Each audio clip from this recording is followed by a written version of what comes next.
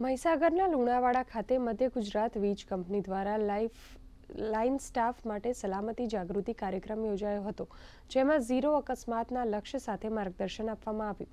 વીજ લાઇન સમારકામ દરમિયાન લાઇનમેનો સાથે થતા જીવલેણ અકસ્માતો અટકાવવા અને સુરક્ષા પ્રત્યે સભાનતા લાવવા આ કાર્યક્રમનું આયોજન કરવામાં આવ્યું હતું. કાર્યક્રમમાં વડોદરા કોર્પોરેટ ઓફિસના સલામતી વિભાગના એડિશનલ ચીફ ઇજનેર ડીબી પટેલ ઉપસ્થિત રહ્યા હતા અને લાઇન સ્ટાફને અકસ્માત ઘટાડવા માટે ફિલ્ડ પરની સાવચેતીઓ અંગે જાણકારી આપી હતી.